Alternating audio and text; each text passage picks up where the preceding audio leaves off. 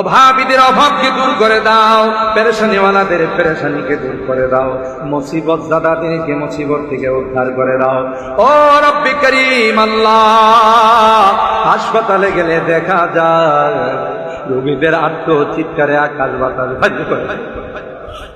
কত রোগী হাই হুতাশ করে হাও মাও করে কান্না করে আল্লাহ, কত যন্ত্রণায় কষ্ট করে আল্লাহ। দুনিয়ার কোনো ডাক্তারের ক্ষমতা নাই, দুনিয়ার কোনো ঔষধের ক্ষমতা নাই আল্লাহ। তুমি যদি ভালো না করো কেউ ভালো করতে পারবে না আল্লাহ। সকল রোগীদেরকে পরিপূর্ণ শিফা নসিব করে দাও, শিফায়ে কামেলা আজেলা দায়েমা মুস্তামিররা নসিব করে দাও। ও মালিক, ভিটা বাড়ি বিক্রি করে, জায়গা জমি বিক্রি করে আমাদের সন্তানেরা বিদেশে গেছে।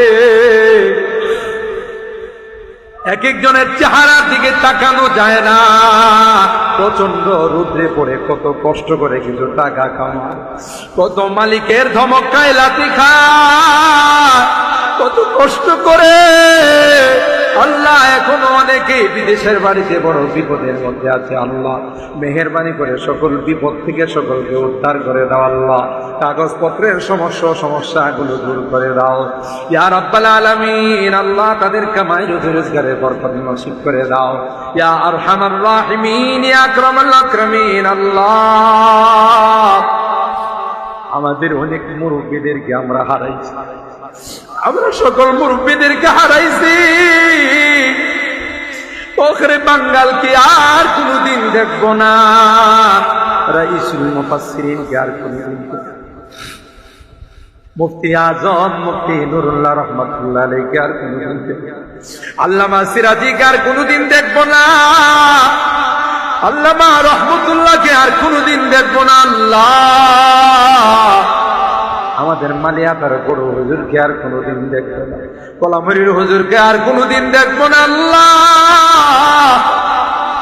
তাদের জিন্দেগীর সকল গুনাহগুলো মাফ করে দাও আল্লাহ। তাদের কবরগুলোকে জান্নাতুল ফিরদাউসের আলা মাকাম নসিব করে দাও ইয়া আরহামার রাহিমিন ইয়া আকরামাল আকরামিন। বর্তমানে আমাদের মুরব্বী যারা আছেন আল্লাহ, আমাদের জামিয়ার মুরব্বীরা, আশপাশের মুরব্বীরা, খাস করে আল্লাহ তোমার যেই বান্দা কষ্ট হয় আরেকজনের কাঁধে ভর করে তাফসীর মাহফিলে প্রতিদিন উপস্থিত হয়, আমাদের সাদিয়ানের হুজুর আল্লাহ, হুজুরের হায়াতের মধ্যে বরকত নসিব করে দাও ইয়া আল্লাহ। আরো দীর্ঘদিন আমাদের মাঝে নেক হায়াতের মালিক বানায় দাও আল্লাহ। হুজুরের বরকতি কথাগুলো শোনার তৌফিক নসিব করে দাও ইয়া আরহামার রাহিমিন ইয়া আকরামাল আকরামিন আল্লাহ। আমরা যারা হাত উঠাইছি কার মা নাই কার বাবা নাই ইয়া রাব্বাল আলামিন আল্লাহ। এই তাফসীর মাঠে আসলে বারবার মা বাবার কথা মনে করি ইয়া আল্লাহ। কতদিন হয়ে গেল মা বাবাকে দাফন করে চলে আসলাম, মা বাবার মায়াবী চেহারাগুলো আর দেখি না। কবরের পাশে যাইয়া মা মা মা বলে চিৎকার করি, বাবা নাই রে আল্লাহ। কাঁধে কোলে নিয়ে আদর করে বড় করে অন্ধকার কবরের বাসিন্দা হয়ে গেছে আল্লাহ। আজকের তাফসীর মাহফিলে আমরা আমাদের মুরব্বীদের পক্ষ থেকে ক্ষমা চাই, মাফ চাই রে আল্লাহ। আমাদের মা বাবাকে মাফ করে দিও আল্লাহ, আমাদের মা বাবাকে ক্ষমা করে দিও আল্লাহ। এ তাফসীরুল কোরআন মাহফিলের যারা মুরব্বীরা ছিলেন শহীদপুর, সাতিয়া, খানাপাড়া, বাকাই সহ আল্লাহ ঘাটুরার যত মুরব্বীরা ছিলেন আল্লাহ, আজকে তোমার কাছে মেহমান হয়ে গেছেন আল্লাহ। তাদের জিন্দেগীর গুনাহগুলো মাফ করে দিও, তাদের কবরগুলো জান্নাতের বাগান বানাই দিও আল্লাহ ইয়া আরহামার রাহিমিন আল্লাহ। তো বর্তমানে যারা নেতৃত্ব দিচ্ছেন আল্লাহ, বর্তমানে যারা তাফসীর কমিটিতে আছেন আল্লাহ, যারা তোমার বান্দা বান্দীরা তাফসীরের জন্য সাহায্য করেন আল্লাহ, সকলের নেক হায়াত তুমি বাড়াই দাও আল্লাহ, হায়াতের মধ্যে বরকত নসিব করে দাও ইয়া রাব্বাল আলামিন আল্লাহ। মুনাজাত শেষ করার পূর্বে একটু পরিবার জানি না কোন দিন মালাকুল মউতের সঙ্গে,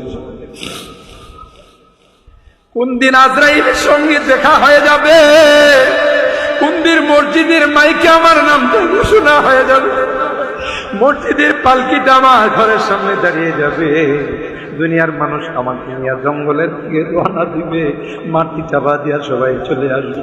ও মালিক, ওই মুহূর্তটা আসার পূর্বে নেককার বানাই দিও, দিনদার বানাই দিও আল্লাহ, কলমাওয়ালা বানায়া দুনিয়ার থেকে নিও আল্লাহ। তাদের হাতখানা পছন্দ হয়, সেই হাতের ওসিলায়, কোরআনে পাকের ওসিলায় আমাদের দোয়াগুলোকে কবুল করে নাও। রব্বানা তাকাব্বাল মিন্না ইন্নাকা আনতাস সামিউল আলিম ওয়া তুব আলাইনা ইন্নাকা আনতাত তাওয়াবুর রহিম। সুবহানা রাব্বিকা রাব্বিল ইজ্জাতি আম্মা ইয়াসিফুন ওয়া সালামুন আলাল মুরসালিন ওয়ালহামদুলিল্লাহি রাব্বিল আলামিন। আসসালামু আলাইকুম।